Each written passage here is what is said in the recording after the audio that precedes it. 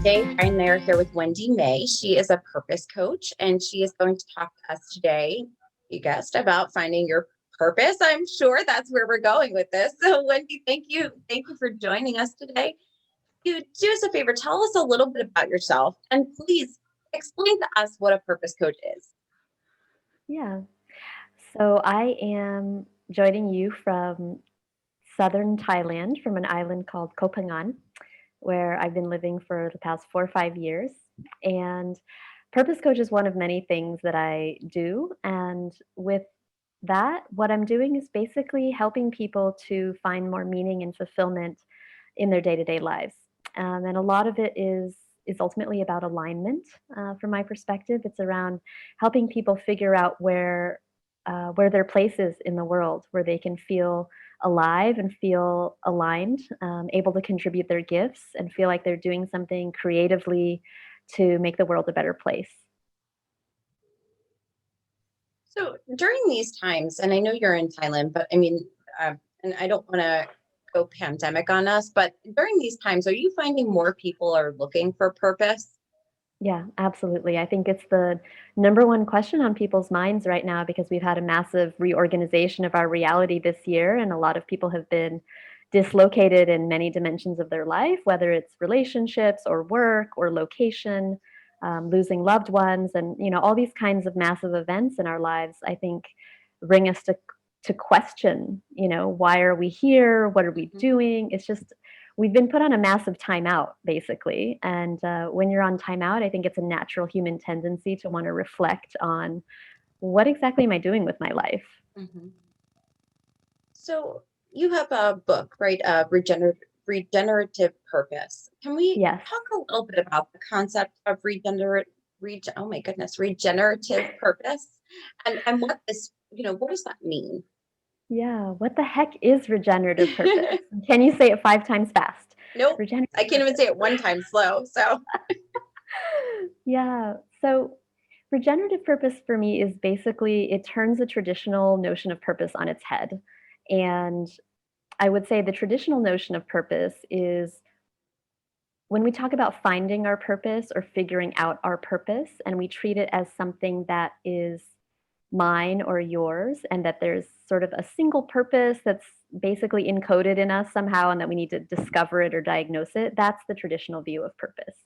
Um, and regenerative purpose basically kind of throws all of that out the window. And it's a little bit hard for people to grok sometimes because it's so counter to what we usually think of in terms of purpose.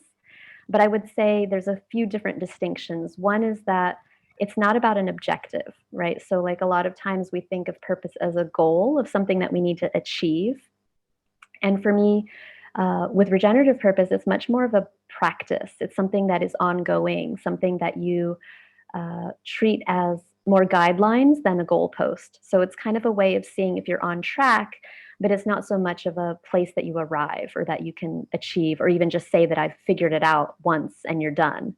It's more dynamic than that. It's fluid. It's something that is kind of ever evolving as you evolve and as the world changes around you, just because the world that we live in now is changing so quickly that it's I think almost impossible to pin down a singular purpose that's fixed, that you can attach to yourself for the rest of your life. It's much more of a practice of kind of staying in contact with the world and what's going on around you, really listening deeply, knowing yourself, being authentic, being able to respond from that place of being in your center, and respond authentically, and to move from a place of what I call moving from presence and not programming, right? And having that dynamic cycle sort of repeat itself in this, birth, death, destruction, and then compost and regenerate, right? So this is the cycle of regenerative purpose. So so do you is it think go ahead. so do you think people are afraid of, like, they sort of think my life is based on this purpose, and then other things maybe come along that they see as a new purpose? Are people afraid to embrace those things because of, or people not, are people more adamant about, like, is there something else in my life as the world changes that they find their purpose in? Um, Can you repeat that question? I'm not sure So I understood basically, it. sometimes we all think like this is what we want, right? You're talking about this goal-based, you talk about like sort of the Yeah. old thought as goal-based purpose. And we sort of start out like we think this is what our purpose is. Maybe we find our purpose. And is it okay? I think people get stuck in sort of a rut. Like sometimes things change in their life and they evolve and there's different Yeah. paths. And they're afraid to embrace that new purpose because they were so focused they put so much time and energy maybe into what they thought their purpose was. Yeah. Is that part of regenerative purpose where you could sort of evolve and change? Yeah, absolutely. And I think that that's a huge part of why people might have resistance to this concept, because sometimes we get attached to the forms that we create from purpose, right? We kind of get identified with them. Like, I created this thing, like I made a business, or I made a book, or I made a podcast, or I launched this program, or I, founded this nonprofit, or whatever it is. And that becomes something that we use to kind of locate ourselves and to Mhm. label ourselves. And it's scary when those things get taken away. And in a way, I would say what's happening this year in 2020 is kind of forcing that to happen already anyway. Like, we're being stripped away from the things that we're used to having, that are our identity, that are our attachments, our security. And so, I would say regenerative purpose is really the way of purpose for the new paradigm, which is needing to be much more nimble and flexible and adaptable.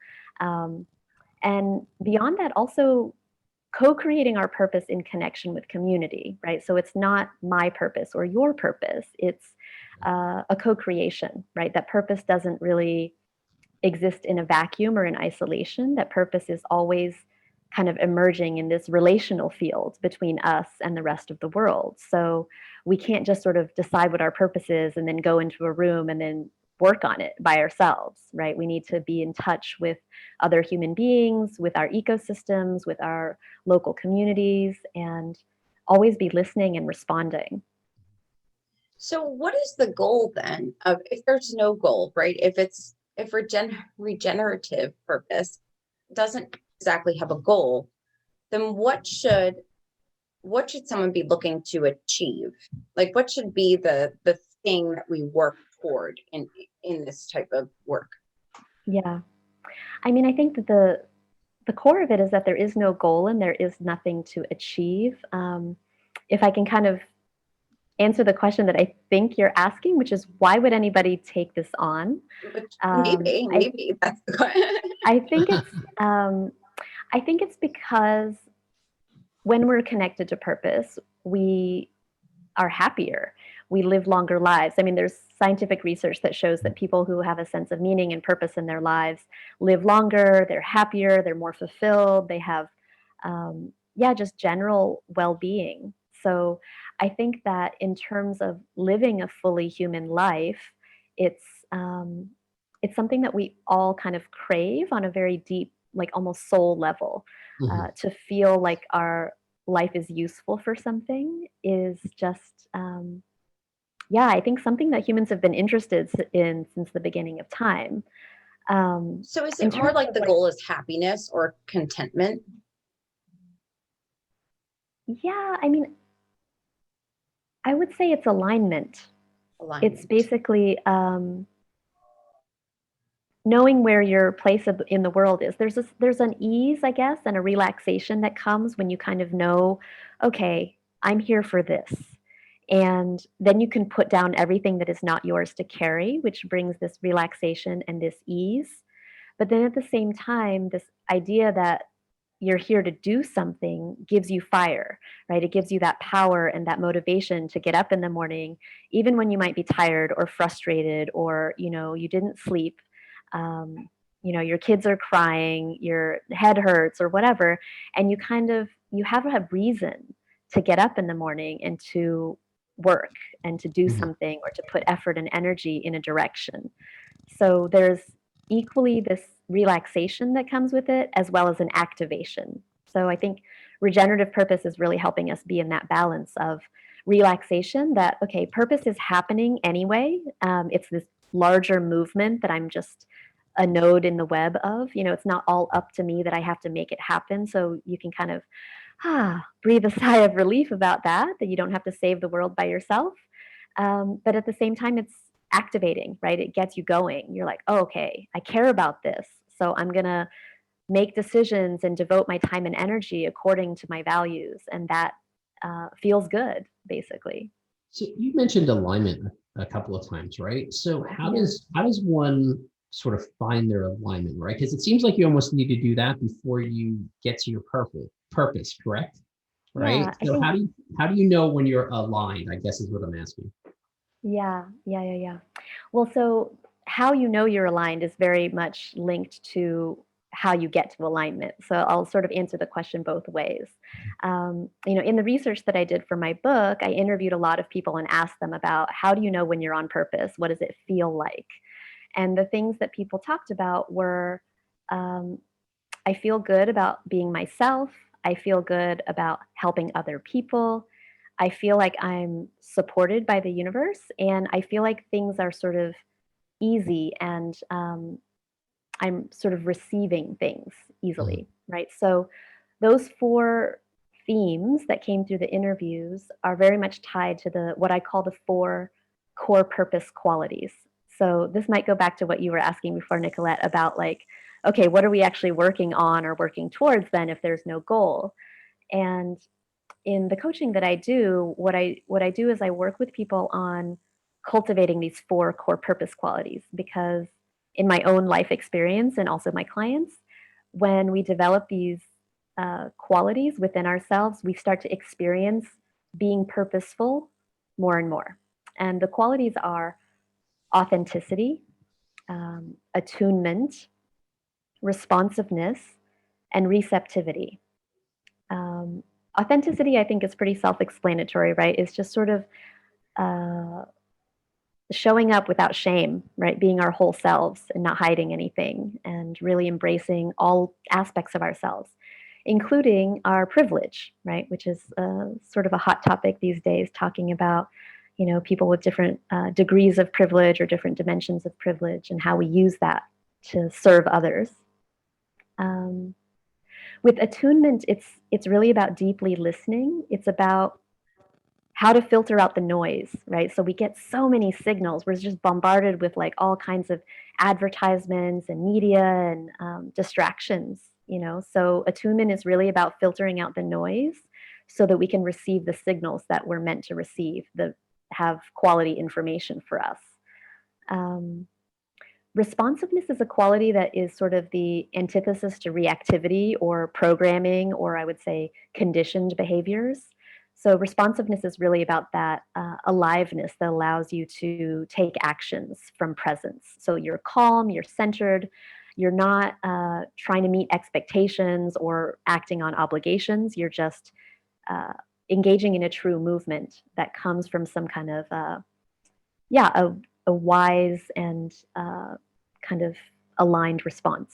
And then receptivity, I think, is also probably pretty self explanatory. But I would say the one thing that I want to say about receptivity is that a lot of times people think that receptivity is just about receiving money and being financially supported, which is, of course, important. That's important feedback, and we need that nourishment in the material world to kind of keep doing what we're doing because we've all got bills to pay.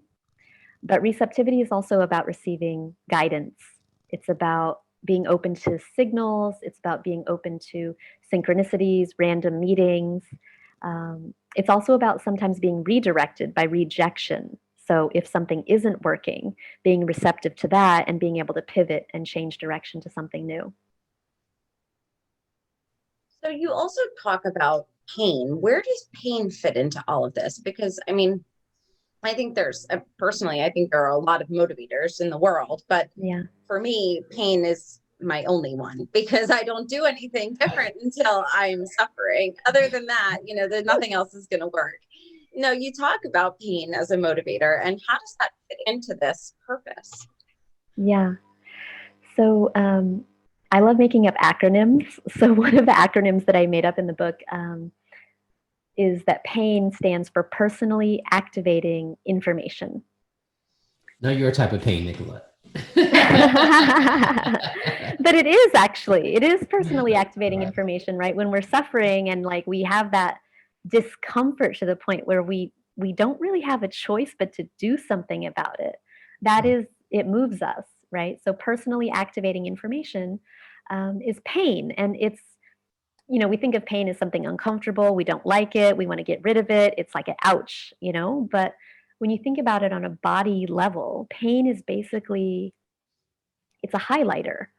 It's the body sending signals to the brain to say, pay attention here. So when you think about it in terms of purpose, it does exactly the same thing. Pain is a highlighter that says, hey, pay attention here. Like, this is important.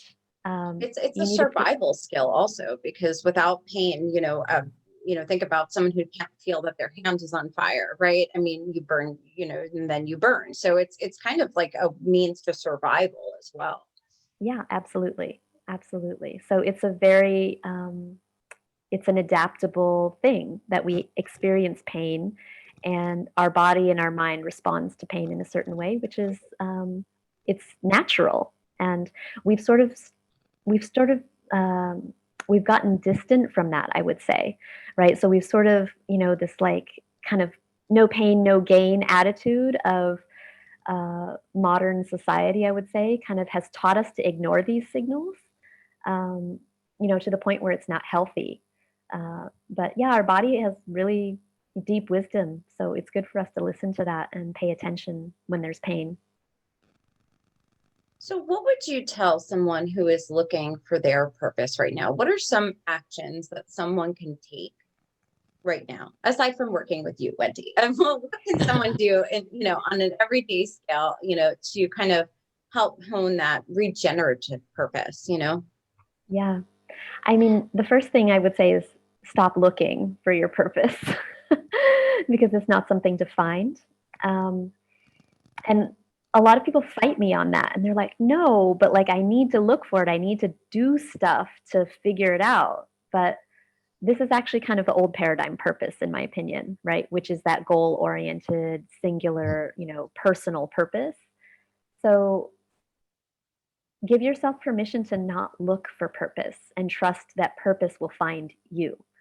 Um, because the most important thing, I think, is for us to drop all of our ideas about who we are and what we're supposed to be doing, and allow ourselves um, to be touched by life, basically, to have information come to us and be open to new ideas and new insights.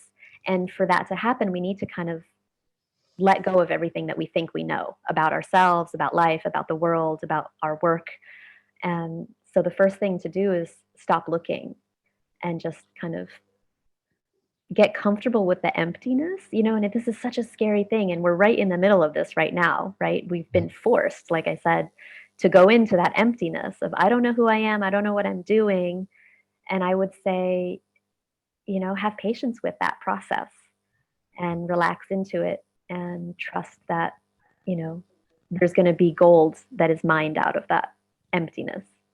Do you think some people I think so many of us are focused on has to be some giant purpose in our lives, right? Not just the little purposes, and maybe that's what some people, their expectations are wrong of what their purpose really should be versus what it is, and they have these, I don't want to say delusions of grandeur, but we're all brought up like you can do anything, but maybe that's not your purpose. Maybe it is something more simple, and there's nothing wrong with that, I don't think.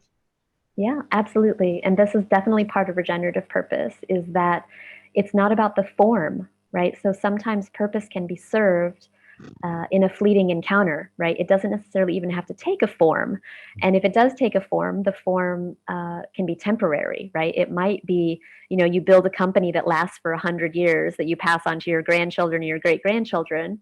Or purpose can also be served, while you're waiting in line for your morning latte, and you just strike up a conversation with a person in line behind you, and you give them a bit of wisdom or a word of encouragement that they needed just in that moment, right? And that's, a 5-minute purpose.